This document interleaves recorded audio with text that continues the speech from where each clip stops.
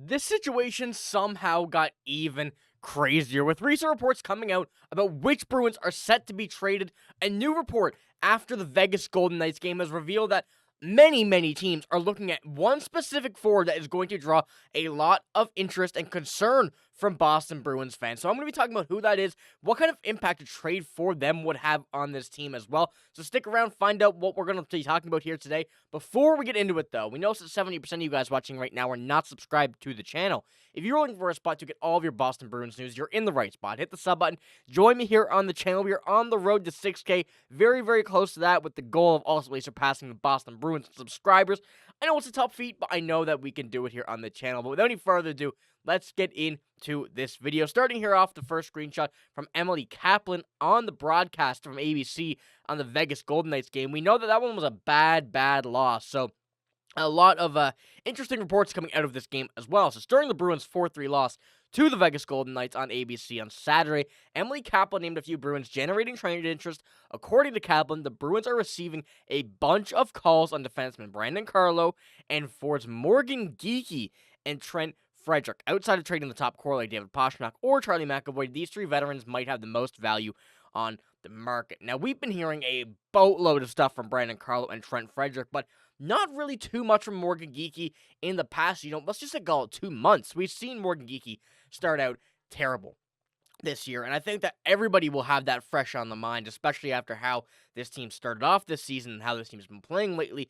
Morgan Geekie was one of the worst players to start this season, but how has he turned that around? He's done pretty well on that topic. I'll pull up his stats here on the season, first of all. In 52 games, 17 goals, 12 assists for 29 points. Now, there is something here that I will get into a moment that is quite shocking about his stats, but when you look at a guy like Geekie, 6'3", a nice big body, someone who can play the middle, but also, drives on the wing.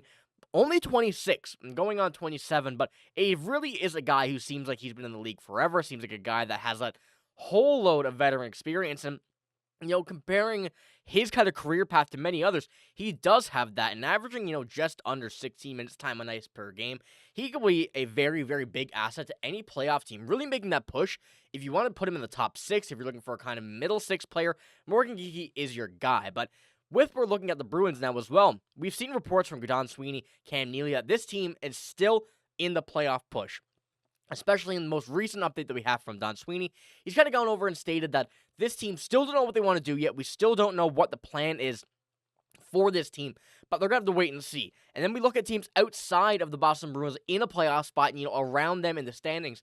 Those teams have already committed to be buyers. So the Bruins need to make up their decision now. And we know that teams have started to make trades, and that will not slow down anytime soon as, the trades start to be made, demand goes down, and, kind of the rush to get players goes up. So I suspect that we may have some more, reports and stuff over this Four Nations break, but apart from that, I'd say we're going to see a immense amount of trades come out after this, where the end of the All-Star break would normally be.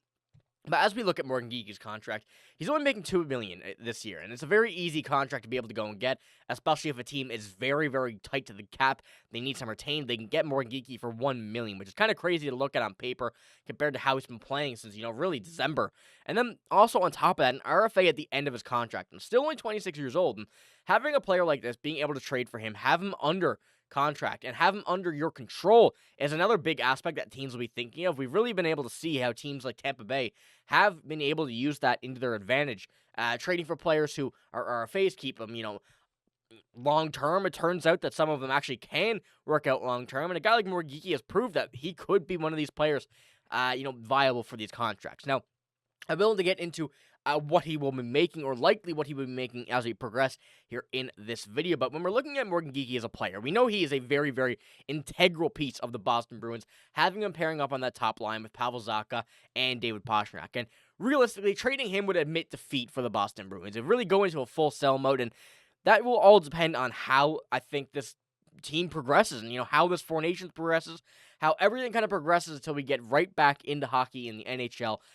And then we're going to see some major moves made, whether that is buying or selling. But the Bruins are bound to make a lot of moves here, but we just don't know what kind yet, which is a very bit of a concerning factor for this. But, as I mentioned with Morgan Geekie as well, he's been a guy who's been pretty consistent over the last few years. And, his last 4 over Seattle and Boston have really been pretty similar down the board. But when you're looking at him this year compared to when you're looking at him from a few years ago, he's really on a better pace this season, on pace for, what's going to be a career. Already tied his high in goals as from what he had last season. And with all this coming in the last few months, Morgan Geekie is bound for a lot more, a lot more success on this team, and it's bound to come. It'll just be the more time he plays with David Pastrnak, Pavel Zacha there on that top line. It's bound to come back into what we've been seeing, what we've been watching so far this season, and he still is a big candidate for a trade. But once again, kind of going back into this as well, another interesting thing from Ty Anderson here, which really brings a very good perspective into how good he's been playing as of late, and really the second half of the season, or second half so far of the first half of the season. Morgan Geekie has the 10th most goals in the NHL since December 4th with 15. So when we go back and look at his stats just then a moment ago, he has 17 goals on the season, and we saw how bad he started out. We remember how bad he started out on the year, but now when you're putting it into, from December 3rd, the 10th most goals at 15 in the NHL, I don't have the list here with me here on hand, but you have to assume that this is among some of the top, players in the NHL, some of the top goal scorers in the NHL, which really shows that Morgan Geekie has been excelling on this line here with David Pastrnak, with Pavel Zacha, and really looking for any opportunity that this team can do to win this team a game. That first line has been able to do it, and I think this stat here has really been able to be a good tell for that from Morgan Geekie. But we're looking at this as well. What is a contract going to look like? We've known that there's going to be contracts be given out by the Boston Bruins. Some going to be selling, some going to be buying, and we really don't know what's going to happen here. But when we do look at Morgan Geekie's contract, I did search this up, and bear with me with this first result, because it's a pretty interesting one. I searched it up because I hadn't really heard any news on if Morgan Geekie's contract was, out there, if there was a negotiation, imminent or pending, or if there was discussions between the two parties. But from what I've seen, AI from Google gave me a first answer, and I really don't disagree with it here. And I'll pull that one up in a moment. But Morgan Geekie's next contract with the Boston Bruins could be for 3 to 4 years with an annual average salary of $3.25 million to $4.5.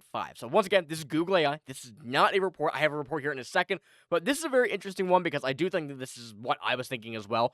3 to 4 years, especially if this can continue. A little increase from what he's been making this year, and especially with the cap going up, with players' cap going to be up, and players' salaries going to be going up. It really just makes sense to get him at a good deal, get him for a couple of years, and really make that contract with that $3.25 to $4 million. This year or next upcoming seasons look like maybe a $1 to $2 million contract by the end of this. And once again, another very, very easy way to trade someone by retaining the salary, and if they're on a low contract and playing well, there you go. You have that set. But going back to the actual report here, what we've been seeing here, this one's comparing him to Ridley Gregg of the Ottawa Senators. Now, not two really comparable players, but Ridley Gregg signed a 4-year contract worth $3.25 million AAV on January 10th. Now, Gregg is 4 years younger than Geekie, so that does play a factor, although they've been on similar trajectories production-wise in the stages of their NHL careers. Given what Geekie has been able to do with the Bruins and break out of his shell, he will likely seek a raise. It could be the raise of $1.5 million or a bit more, especially if the salary cap is expected to rise like it is. So we've been seeing those reports over the past weeks or so, kind of about what the salary cap may look like. But when you're giving a $1.5 million raise, that will be a $3.5 million contract currently on $2 million. So really looking at that, I don't hate the deal. I do think I like that this contract could be something that is not just, you're not getting stuck to. You're not forced to keep him. It's a contract that can easily be moved if need be. It gives Morgan Geekie that bonus, and really from both parties, both sides of the coin, it looks like a good contract for the Boston Bruins. So, I mean, when we're looking at Morgan Geekie, what he can do this season, if this does continue, he may be worth a lot more than that. So get him while you can at cheap, but it still all depends what the Bruins market is going to look like. Are they buyers? Are they sellers? We still don't know, but let me know what you think about a contract extension for Morgan Geekie in the comments below. It certainly is an interesting one. I think one that a lot of people are going to be looking at. A lot of teams are going to be looking at Morgan Geekie, especially with what Emily Kaplan had to say now that more and more teams seem to be reaching out to the Boston Bruins about some of these players that we didn't think were going to be traded because of how this team's been performing lately. So let me know what you think in the comments below about all of that, but that's all I got for this video. If you did enjoy it, give it a like, hit the sub button as well. Remember, we're on the road to 6K. We're very, very close. So if you haven't already, hit the sub button. Join us here. We have a lot of Boston Bruins news coming for you. But like I said, that's all I got. Thank you for watching. Hope you have a great day. See you later.